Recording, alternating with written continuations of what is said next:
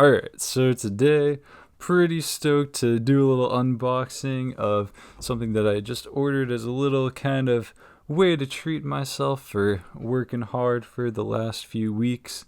Been logging a bunch of hours at work and keeping my eye on EDC stuff. I took a little EDC break of like, I don't know, I didn't really buy any new gear for a while, and I wasn't like researching what was coming out. Then I kind of got back into like researching upcoming knives and stuff, and I saw an exclusive. I've been looking for I got a bug out, which I've got right here, which I've been really happy with, and it's been a great sort of. Come on, focus on the bug out. Let's put it next to my face because it's on face detect. I've been really happy with the bug out as like a lightweight EDC. And I've also liked my Para 3, my Spyderco Para 3 and S110V a lot. But as I've said in my review of it, the size of it just isn't perfect for my hand, particularly the thumb ramp doesn't really work. My finger wants to sit like right on top of that when I'm choked up. So I've been looking at some Spyderco models that sort of don't have that issue, particularly the sort of native family. I'd love to have a shaman, and I'll probably get a native at some point, but right now neither of those are in stock. What did just come in stock, and then very quickly sold out, was the Spyderco Lil Native in the Blade HQ exclusive natural G10 and M4. So I dropped a little cash, although it was actually a pretty good deal, and that's one of the other reasons. It's only like $10 more than the regular S30V version, so I was like, I think it could potentially be the perfect small knife for me, small but beefy knife. So I was like, okay, it isn't what I'm looking for like a bigger option, but it could be a great small but four-finger knife. And then I'll wait until the right version of something like the Shaman or the PM2 comes out to get like my full size EDC, and then really have like a solid rotation of like a good lightweight everyday carry, a good small everyday carry knife, and then like a big knife for bigger tasks. Not that you need more than one knife, honestly, but it's also appealing to have something small and easily concealable for work. Anyway, without further ado, I'm gonna start the unboxing. Yeah, let's get it. Get it right here, right there. I blacked out my address. Dang, I'm gonna have to hold it up high. I'm gonna unbox it with the Para 3 because, what better knife to unbox a Spyderco with than another Spyderco. Oh man, it's just exciting. I was honestly really impressed with the delivery time.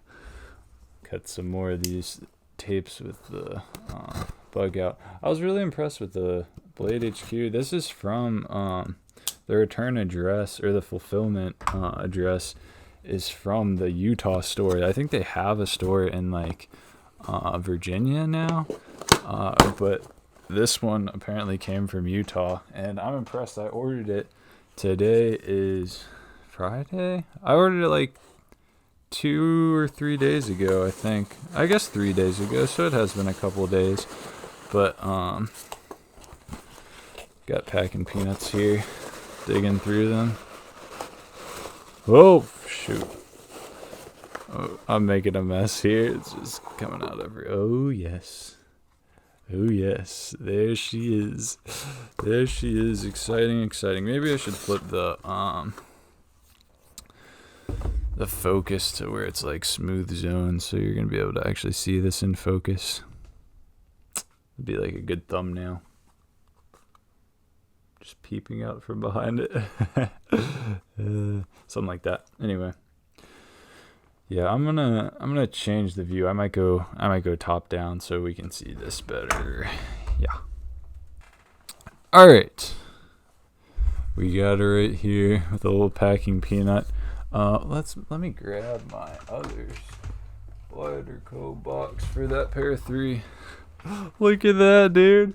That's oh, there we go. Look at that. This is a normal Spyderco box. So the Lil Native comes in a little box. How fitting. How fitting. Look at that. So you can already see. There's no way it's as big as the pair of 3 because it can't fit. It wouldn't be able to fit in that little box. All right. There she is. Ooh. Ooh, dude. It looks better in person. Oh, baby. Oh, look at that. Come to Papa. Dude. Oh, damn. That's some texture. G10. Holy.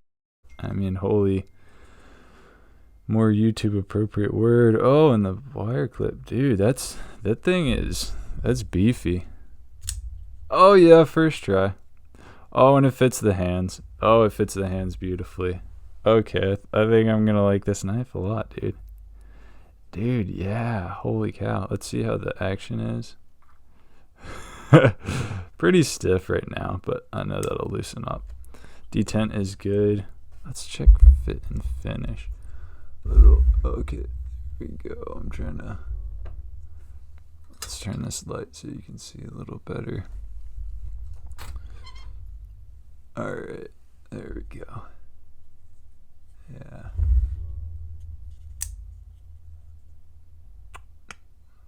Pretty gorgeous.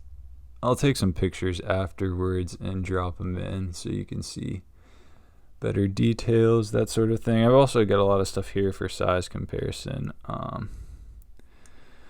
So you'll be able to see it. Oh, I did notice that does come into the lock bar a little bit. That was one of the things I heard about the Shaman especially.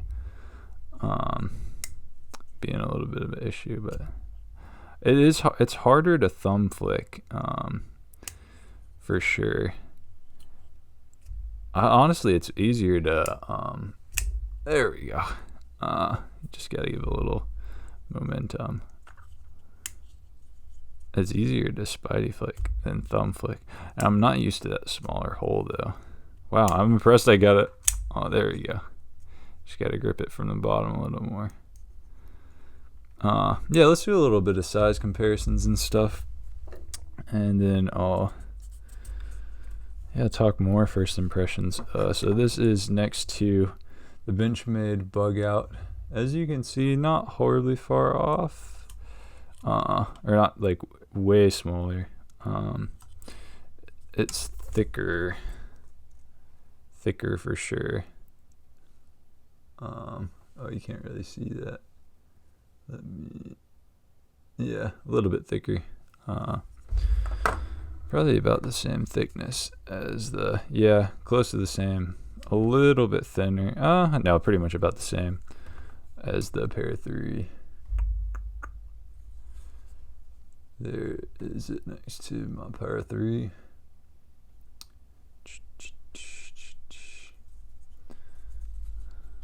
We'll do kind of a blade comparison. There we go.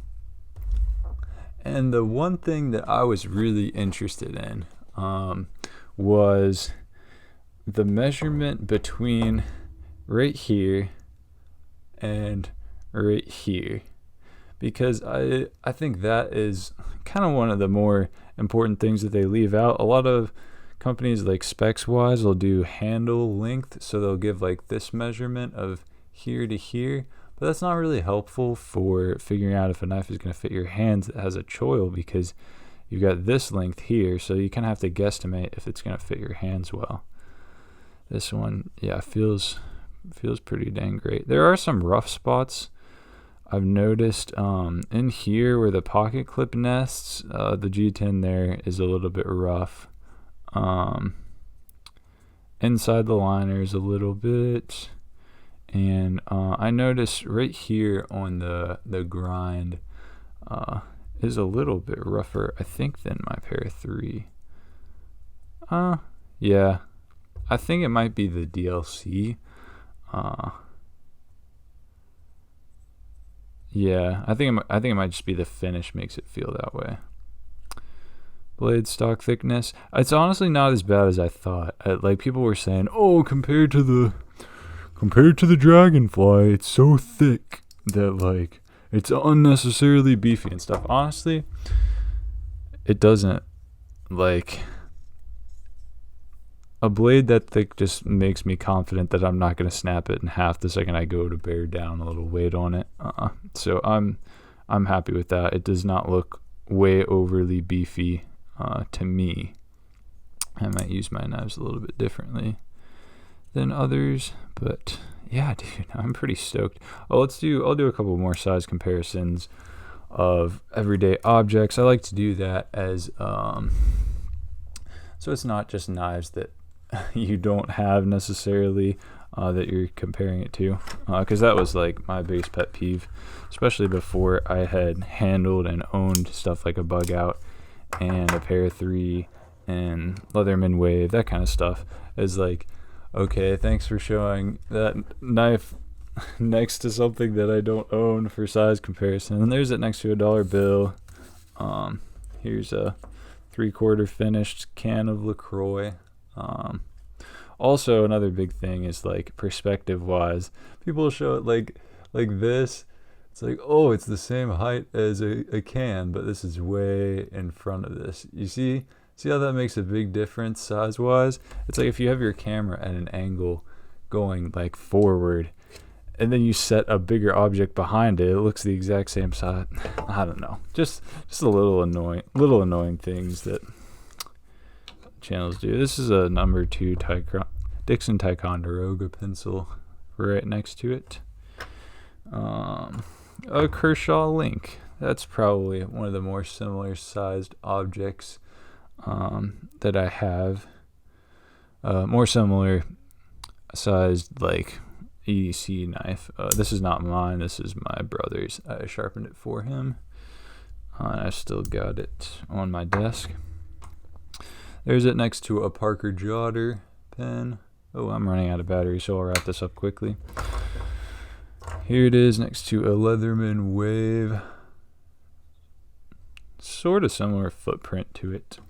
A nickel. There's the blade stock thickness next to a nickel. I don't know if you can see that. Definitely thicker than a nickel. A Lamy Safari. Cool. Alright.